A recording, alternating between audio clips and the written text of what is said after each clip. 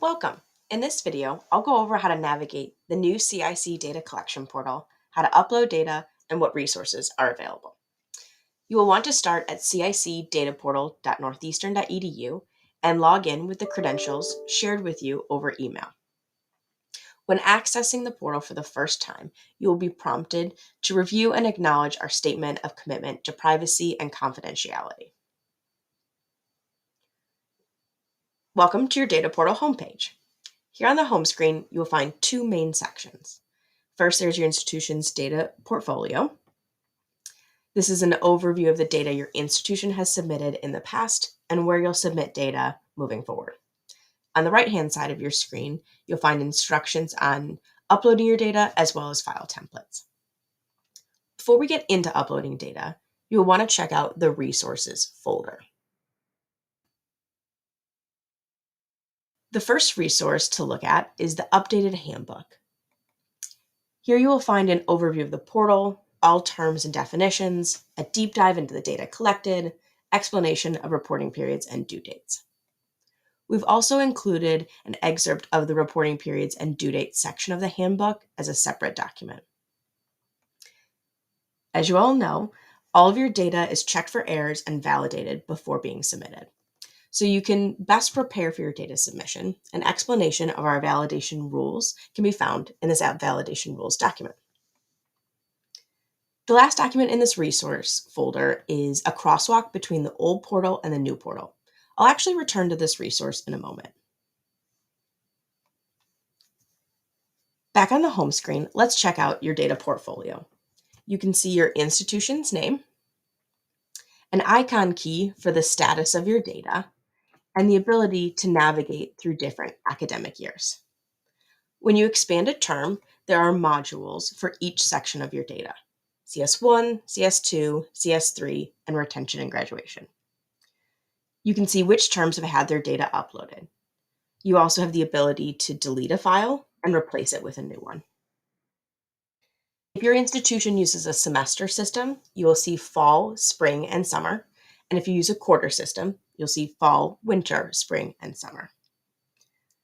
In the past, you were not able to upload summer data, but now you can. You will never be required to upload summer data though, and the status will continue to show pending upload if you do not. Let's navigate back to fall of 2020. As you can see, this semester is showing past due. That's because we still need to upload our CS1 data. To do this, you will come over here to the Upload Instructions section. First, download the file template. I'll select CS1 and download template file.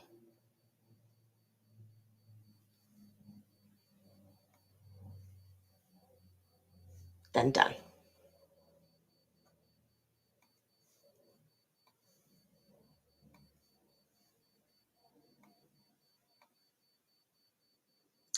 Open the template file, and here you'll be able to input your data. The upper section, looks quite like this at the moment. The upper section will contain questions that you'll respond to with text or total numbers.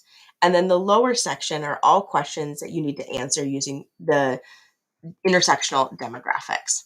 For example, here in this cell, you will input the number of Hispanic or Latino males who are tenure or tenure track faculty teaching this term for CS1. As a reminder, an in-depth overview of all data questions can be found in the handbook. Speaking of resources, let's return to the crosswalk document I mentioned previously in the Resources folder. If it's helpful, this document aligns the question numbers in the first column from the previous data portal compared to the questions in the new data format. This particular resource is just simply that, a resource. You'll still want to submit your data into the file upload templates, but here's a crosswalk for those question numbers. Once you have filled out your file, make sure to save it as a CSV. Then it's time to return to the portal. Navigate to the appropriate section, in our case, CS1 for fall of 2020, and select Upload File. You can drag and drop or browse for the file on your computer. Then select Continue. If you have any errors in your file, this is when they'll be checked for and you'll be notified. The errors, will be listed as well as the row containing those errors. Once you have fixed your errors, you'll be able to re-upload.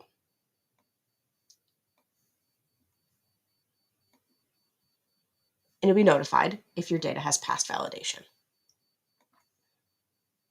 Congratulations! Many of our partners have also indicated that their institutions offer more than one CS 1, 2, or 3. You're now able to submit more than one course. Lastly, the CIC has drafted an intake form. Many of our institutions have shared important contextual information with us, but in an informal or ad hoc manner. We've designed a comprehensive intake form to fully understand your institution, your population, major declaration process, CIC degree requirements, and intro to CS pathways. We ask that one member from the project team complete this intake form. It will likely take about 30 minutes to complete and will require some information gathering ahead of time, so a preview of this survey is provided. We only intend for the survey to be taken once unless major changes happen to your program or your pathways. Once you've completed this form, you can mark it as completed up here at the top of the page. Thank you for all of your hard work, and please reach out if you have any questions.